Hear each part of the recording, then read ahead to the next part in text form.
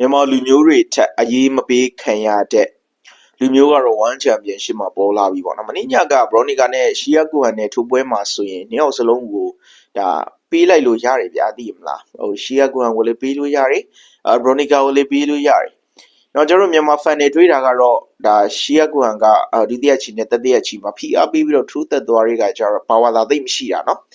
ဖိအားပေးပြီးတော့တရက်ဆက်လင်းမြန်နှုံးနဲ့ထိုးသက်သွားတဲ့ခါကျတော့ပွဲပြီးတာနဲ့ငါတို့မြန်မာတော့သွားပါပြီပေါ့နော်ဟိုအဲ့လိုထင်ခဲ့ကြပါမဲ့လေတကယ်လက်တွေ့မှာတော့ဒါ Bronica ပဲနိုင်တယ်ပေါ့ဆိုတော့ဒီနေရာမှာ Shia Kuhan တို့ဘက်ကနေနည်းနည်းလေးတန်ထွက်လာပြီပေါ့နော်ကျွန်တော်တို့ Featherston ရဲ့တထေးကြီးဟာဆိုရင်လည်းပဲဒီပွဲကိုလုံးဝမယုံနိုင်ဘူးပေါ့နော်ဘလို့တောင် Bronica ကိုပေးလိုက်တာလဲအဆရှိသဖြင့် fighter တွေထိုင်း fighter တွေကြားထဲမှာတော်တော်လေးကိုပြောစမှတ်သွင်းနေဗျအဲဆိုတော့ကျွန်တော်တို့ Shia Kuhan အကြောင်းကိုလေ့လာကြည့်မယ်ဆိုတော့2025ခုနှစ်တစ်ခုလုံးဒါပွဲမရခဲ့ဘူး။ဘာကြောင့်လဲဆိုတော့ Australia လူမျိုးဖြစ်နေလို့ One Championship ကိုပြင်တိုင်းပန်းပိုးပေးနေတဲ့သူက Saudi Arabia နော်ကမ္ဘာမှာကအခုကဒါကျွန်တော်တို့ Australia ကနော်နိုင်ငံရေးပြောရမှာမဟုတ်နော်Australia ကကျွန်တော်တို့နော်ဂါဇာကိုနေတိုင်းပုံကျဲတယ်ထိုးစစ်တွေစင်နေပေါ့နော်ဆိုတော့နိုင်ငံတကာမီဒီယာတွေကလည်း Australia ရဲ့ခံရတဲ့ကိစ္စမပေါ်ပြဘူးအာရက်ကဘာကိုဒီလိုလုပ်နေတယ်အမှန်တကယ်မှာတော့ဒါကျွန်တော်အမြင်ရပြောရနော်နှစ်ဖက်စလုံးကထိခိုက်မှုတွေအများကြီးရှိတယ်ဒီအာရက်ကဘာမှာအများကြီးဒါအစရမ်ဘက်ကိုထိခိုက်နစ်နာမှုတွေအများကြီးရှိတယ်ကျွန်တော်သိရဒါပေမဲ့အစရေးလေးနစ်နာတာပဲပေါ့နော်ဆိုတော့အခုချိန်မှာကတကဘာလုံးကနော်ကျွန်တော်မြန်မာထက်ဆိုးတာပေါ့နော်အစရေးကိုမုန်းသိနေကြတယ်ကဘာမှာကအစရမ်လူမျိုးတွေကလည်းအများကြီးရှိတာကိုဟုတ်တယ်မလားဆိုတော့အရင်ပွားများတယ်ဆိုတော့လေဆိုတော့အစရေးကိုမုန်းသိနေတဲ့အခါကျတော့သူ့အနေနဲ့2025ခုနှစ်တခုတည်းမှအသေးပွဲတစ်ပွဲမှမထိုးရဘူး2026ကျတော့လေသူအမှန်မှာဆိုရင်ရှီးရကောင်ကအရေးချင်းရှိတယ်ဗျာပွဲတွေတော့ရှောက်ရရင်အသက်ကလည်းငယ်လေးပဲရှိသေးတယ်เนาะချန်ပီယံတော့ဖြစ်နေလောက်ပြီเนาะအဲဆိုတော့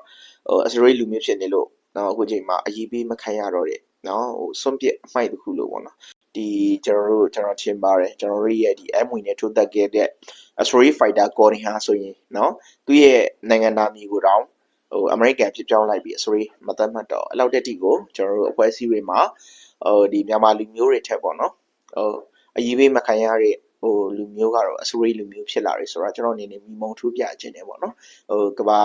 မျက်နှာထက်မှာသူတို့ကိုပြောစီရနော်အရေးပေးမခံရအောင်မျိုးလှုပ်ဆောင်နေကြတယ်တကယ်မှစိတ်ကောင်းဒီလိုပြောလို့ကျွန်တော် Bronica ညကနော်ငါကောင်းမလုပ်ပြနိုင်ဘူးလို့ပြောတာမဟုတ်ဘူး Bronica ရဲ့အားသာချက်ရှိတယ်အားနည်းချက်ရှိတယ်မနေ့ကအားနည်းချက်ဆိုရင်တက်လုံးပေါ့နော်တက်လုံးမှာမကောင်းဘူးပေါ့နော်Bronica ကချန်ပီယံဖြစ်ခြင်းပြင်ရမယ်ကျွန်တော်တို့ကြတော့ဒါเนาะပြောပြရသူเนาะအချန်ပီယံသူဆိုတော့လေတက်လုံးကိုဒီတခြားပြင်ဆင်ရပါလိမ့်မယ်เนาะညဆိုရင် Bronica လုံးဝပြာရခက်သွားတယ်ဗျာသိမလားဒီပြိုင်မရှာကူကရှေးရကူကspeed နဲ့เนาะ speed နဲ့တကယ်ကိုဒုတိယအချိန်နဲ့တတိယအချိန်မှာအသာစီးလိုမျိုးထိုးသက်သွားတဲ့အနေထားမျိုးမှာ Bronica အနေနဲ့เนาะတိုက်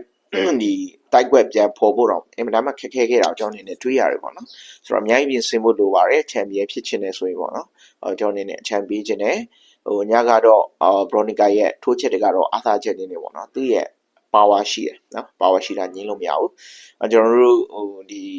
နှစ်ယောက်ရဲ့ထိုးပွဲမှာအငင်းပွားမှုတွေကိုကျွန်တော်ချိန်မယ်ဆိုရင်ပွဲပြီးမှเนาะတိတသားကြီး Bronica ရဲ့လက်တိ power ကဘယ်လောက်ပြင်းလဲဆိုတာမြင်ရတယ်ပေါ့နော်ရှီးရကွန်ရင်မျက်နှာဆိုစွတ်ပြတ်တန်နေရပဲเนาะဒဏ်ရာတွေနဲ့တွေးတွေနဲ့เนาะအများကြီးထိခိုက်ရတာတွေ့ရတယ် Bronica ကျတော့เนาะမထိခိုက်ဘူးပေါ့နော်Bronica ရဲ့လက်တိကတစ်ချက်ထိတစ်ချက်တော်တော်လေး power ပြင်းတာတွေ့ရတယ်ဆိုတော့ဒိုင်နှစ်ယောက်က